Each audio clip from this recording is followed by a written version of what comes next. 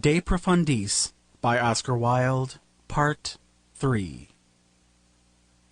Yet the whole life of Christ, so entirely may sorrow and beauty be made one in their meaning and manifestation, is really an idyll.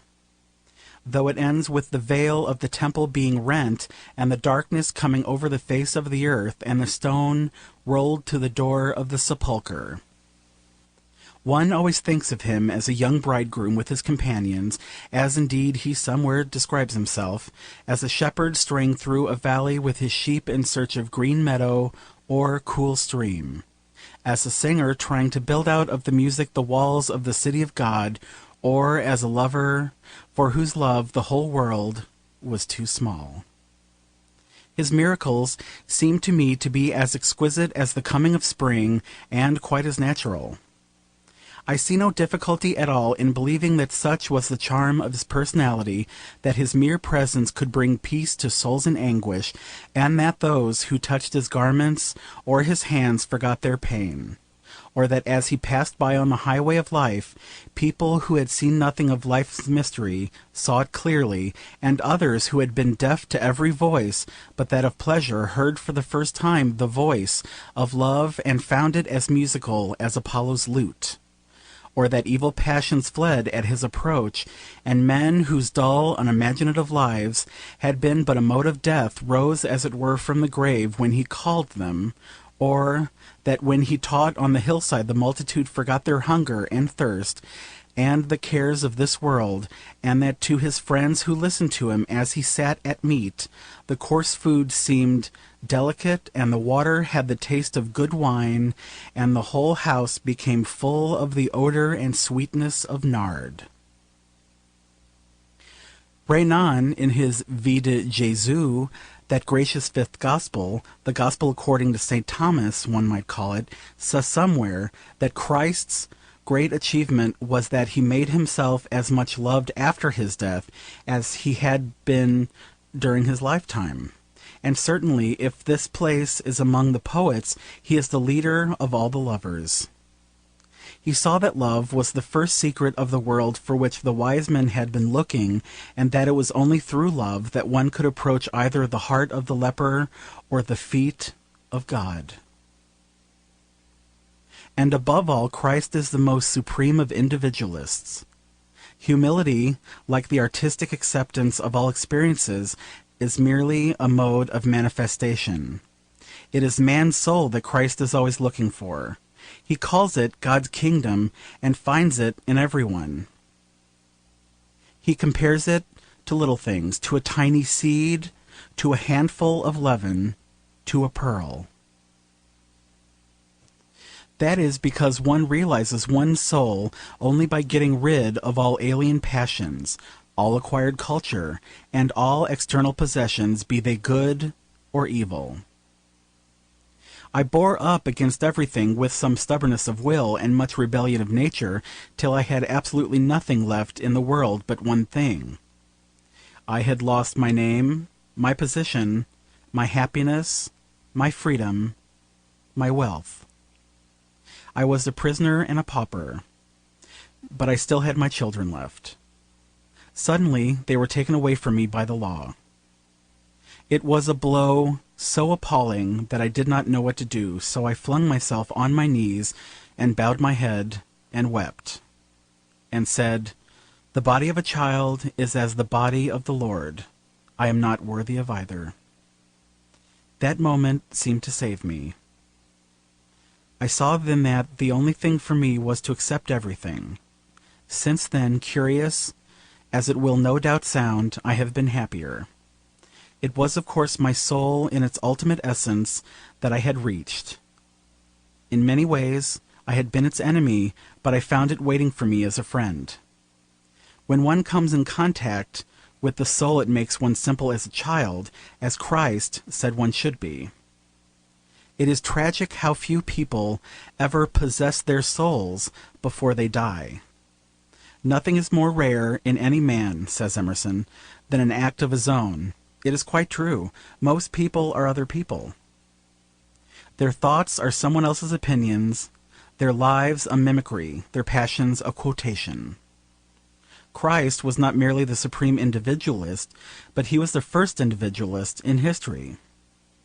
People have tried to make him out an ordinary philanthropist, or ranked him as an altruist with the scientific and sentimental, but he was really neither one nor the other.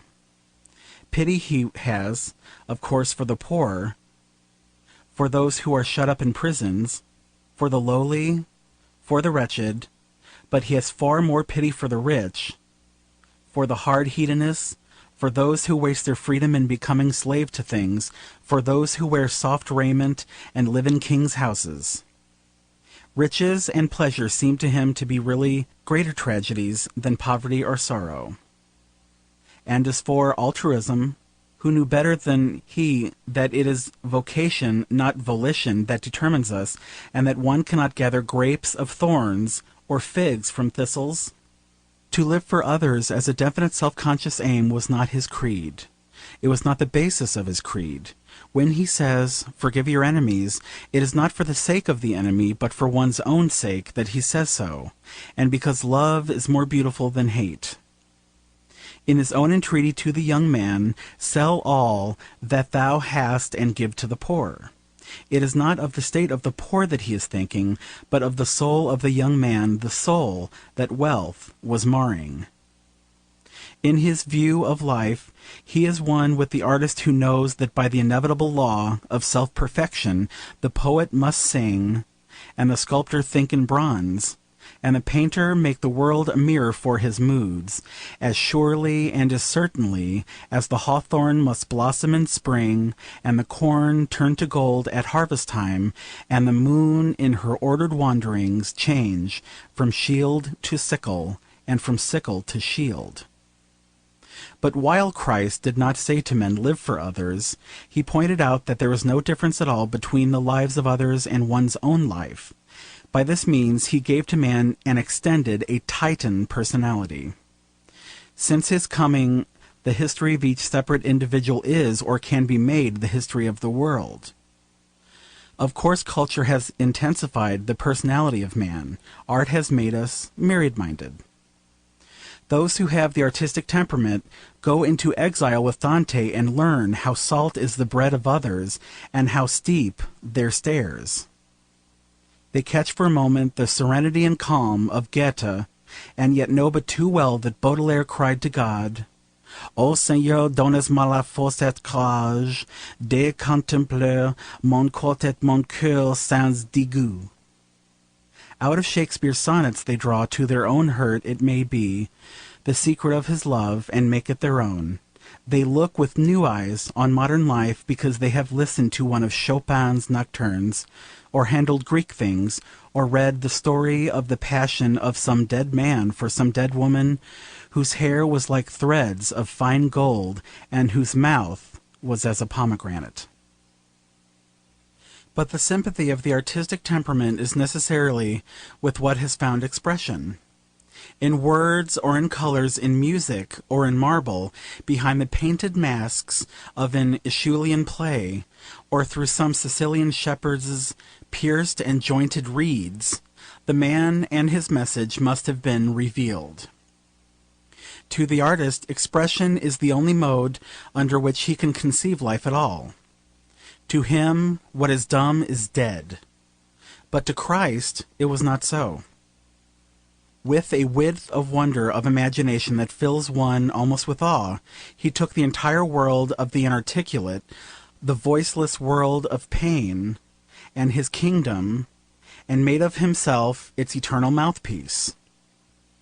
Those of whom I have spoken, who are dumb under oppression, and whose silence is heard only of God, he chose as his brothers. He sought to become eyes to the blind, ears to the deaf, and a cry in the lips of those whose tongues had been tied. His desire was to be, to the myriads who had found no utterance, a very trumpet through which they might call to heaven, and feeling, with the artistic nature of one to whom suffering and sorrow were modes through which he could realize his conception of the beautiful, that an idea is of no value till it becomes incarnate and is made an image, he made of himself the image of the man of sorrows, and as such has fascinated and dominated art as no Greek god ever succeeded in doing. For the Greek gods, in spite of the white and red of their fair fleet limbs, were not really what they appeared to be. The curved brow of Apollo was like the sun's disk crescent over a hill at dawn, and his feet were as the wings of the morning. But he himself had been cruel to Marsyas, and had made Niobe childless. In the steel shields of Athena's eyes there had been no pity for Arachne.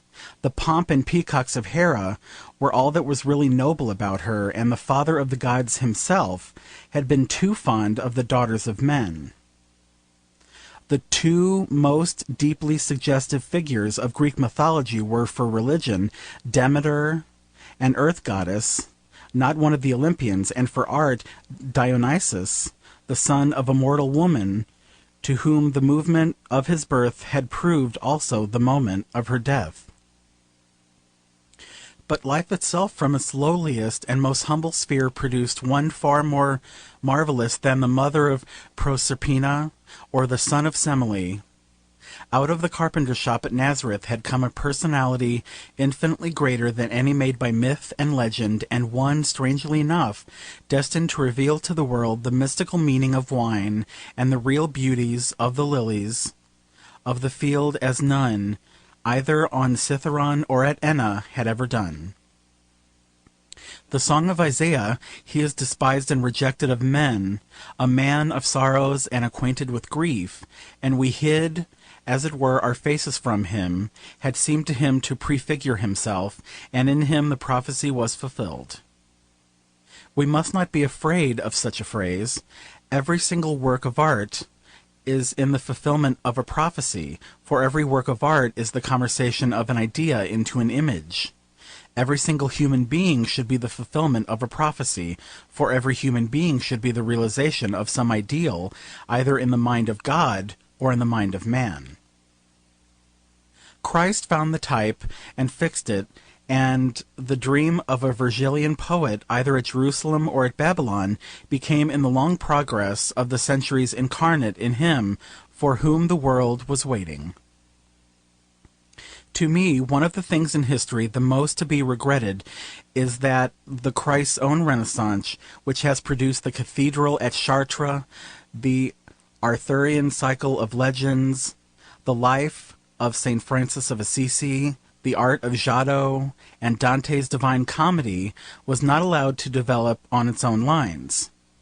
But it was interrupted and spoiled by the dreary classical Renaissance that gave us Petrarch and Raphael's frescoes and Palladian architecture and formal French tragedy and St. Paul's Cathedral and Pope's poetry and everything that is made from without and by dead rules and does not spring from within through some spirit informing it. But wherever there is a romantic movement in art, there is somehow, and under some form, is Christ or the soul of Christ. He is in Romeo and Juliet, in The Winter's Tale, in Provençal poetry, in The Ancient Mariner, in La Belle Dame sans Merci, and in Chatterton's Ballad of Charity. We owe to him the most diverse things and people, Hugo's Les Miserables, Baudelaire's Fleur de Mal, the note of pity in Russian novels, Verlaine and Verlaine's poems, the stained glass and tapestries and the Quattrocento work of Burne-Jones and Morris, belonging to him no less than the Tower of Giotto, Lancelot and Guinevere, Tannhauser, the troubled romantic marbles of Michelangelo, pointed architecture, and the love of children and flowers, for both of which, indeed, in classical art there was but little place, hardly enough for them to grow or play in, but which, from the 12th century down to our own day, have been continually making their appearances in art under various modes and at various times, coming fitfully and wilfully as children as flowers are apt to do. Spring always seems to one as if the flowers had been in hiding, and only came out into the sun because they were afraid that grown-up people would grow tired of looking at them and give up the search. and the life of a child being no more than an April day on which there is both rain and sun for the Narcissus. It is the imaginative quality of Christ's own nature that makes him this palpitating centre of romance. The strange figures of poetic drama and ballad are made by the imagination of others, but out of his own imagination entirely did Jesus of Nazareth create himself. The cry of Isaiah had really no more to do with his coming than the song of the nightingale has to do with the rising of the moon. No more, though perhaps no less. He was the denial as well as the affirmation of prophecy. For every expectation that he fulfilled, there is another that he destroyed.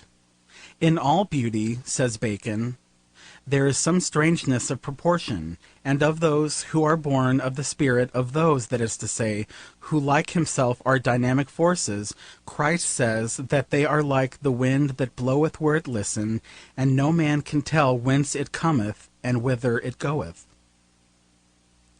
That is why he is so fascinating to artists. He has all the colour elements of life: mystery, strangeness, pathos, suggestion, ecstasy, love. He appeals to the temper of wonder and creates that mood in which alone he can be understood. And to me it is a joy to remember that if he is of imagination all compact, the world itself is of the same substance.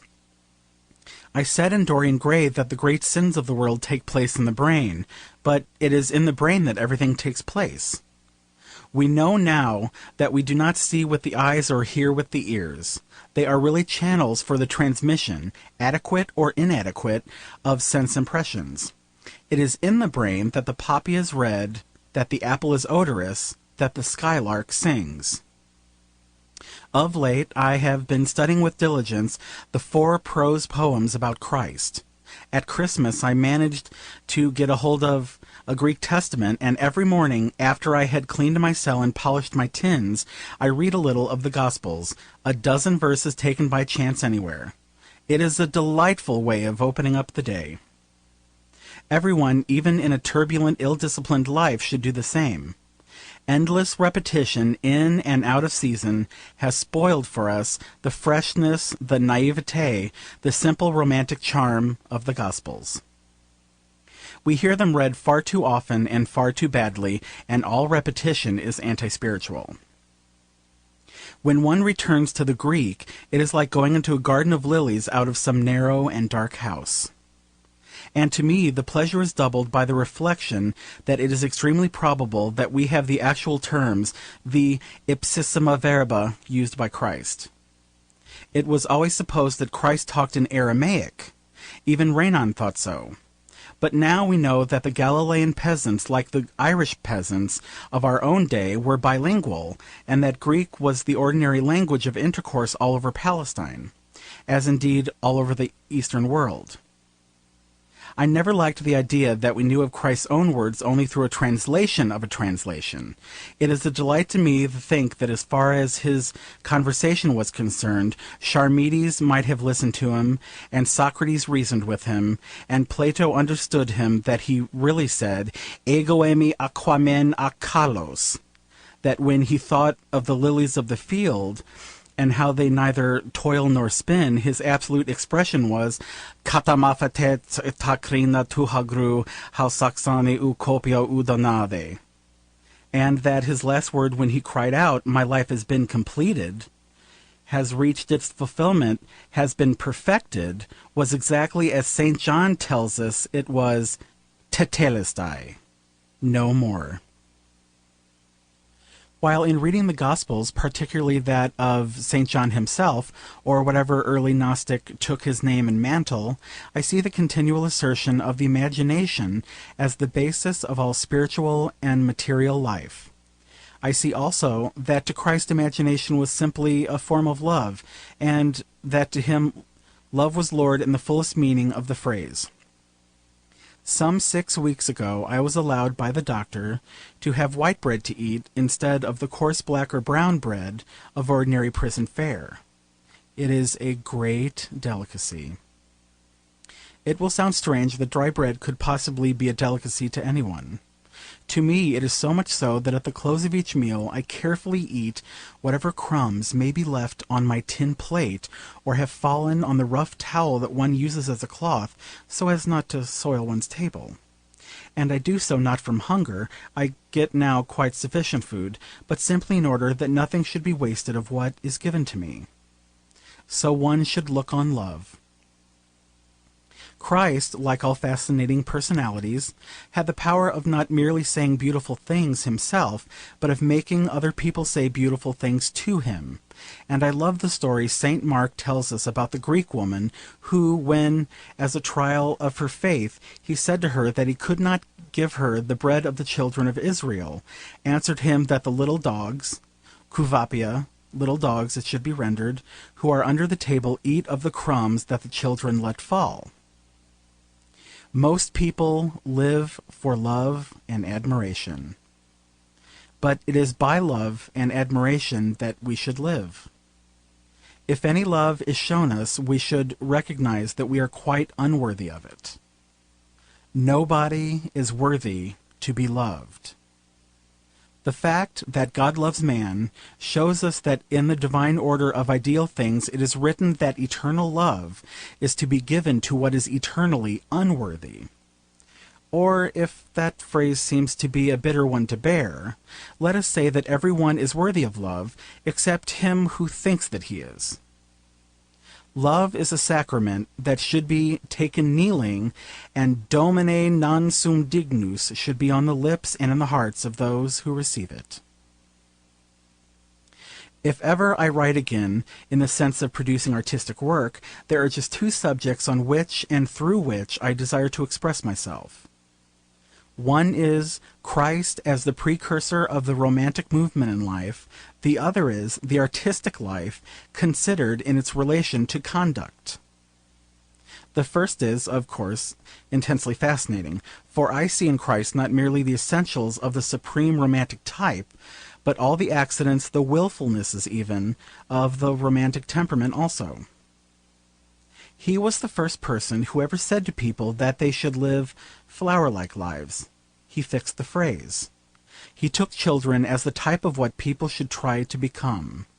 He held them up as examples to their elders, which I myself have always thought the chief use of children, if what is perfect should have a use.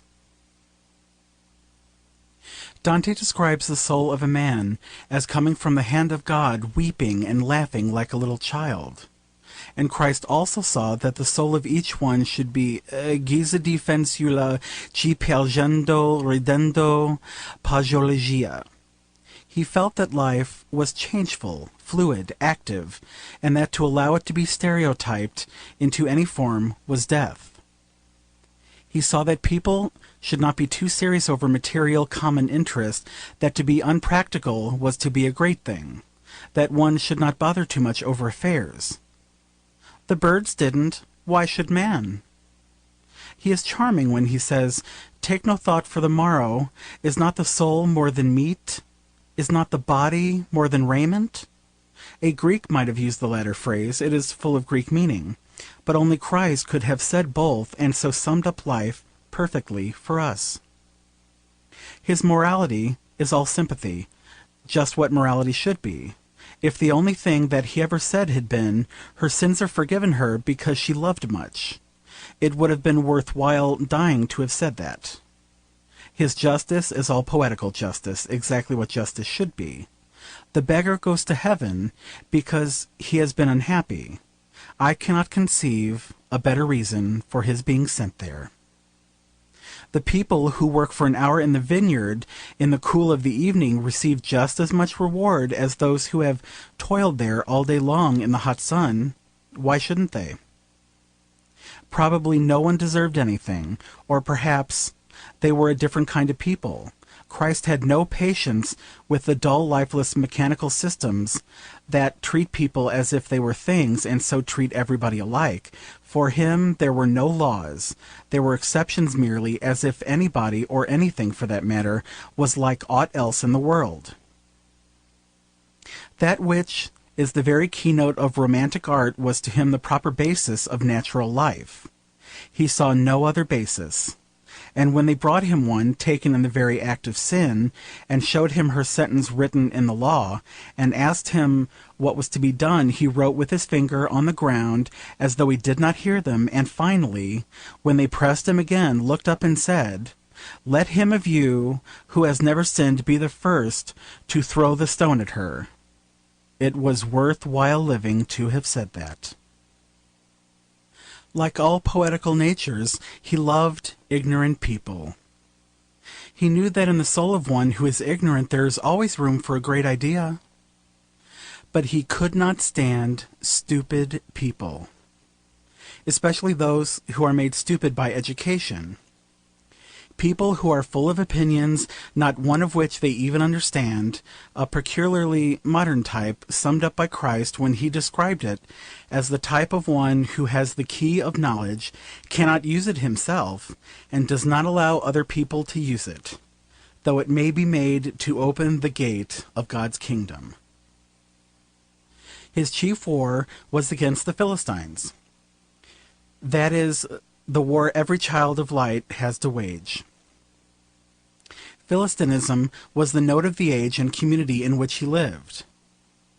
In their heavy inaccessibility to ideas, their dull respectability, their tedious orthodoxy, their worship of vulgar success, their entire preoccupation with the gross materialistic side of life, and their ridiculous estimate of themselves and their importance, the Jews of Jerusalem in Christ's day were the exact counterpart of the British Philistine of our own. Christ mocked at the whited sepulchre of respectability and fixed that phrase forever. He treated worldly success as a thing absolutely to be despised. He saw nothing in it at all. He looked on wealth as an encumbrance to man. He would not hear of life being sacrificed to any system of thought or morals. He pointed out that forms and ceremonies were made for man, not man for forms or ceremonies. He took Sabbatarianism as a type of things that should be set at naught. The cold philanthropies, the ostentatious public charities, the tedious formalisms, so dear to the middle-class mind, he exposed with utter and relentless scorn. To us, what is termed orthodoxy is merely a facile, unintelligent acquiescence, but to them and in their hands it was a terrible and paralyzing tyranny. Christ swept it aside. He showed us that the Spirit alone was of value. He took a keen pleasure in pointing out to them that though they were always reading the law and the prophets, they had not really the smallest idea of what either of them meant. In opposition to their tithing of each separate day into the fixed routine of prescribed duties, as they tithe mint and rue, he preached the enormous importance of living completely for the moment. Those whom he saved from their sins are saved simply for beautiful moments in their life.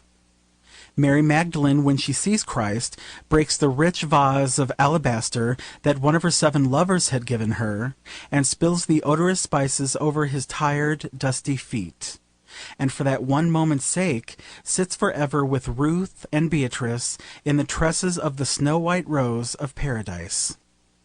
All that Christ says to us by the way of a little warning is that every moment should be beautiful, that the soul should always be ready for the coming of the bridegroom, always waiting for the voice of the lover, Philistinism being simply that side of man's nature that is not illumined by the imagination.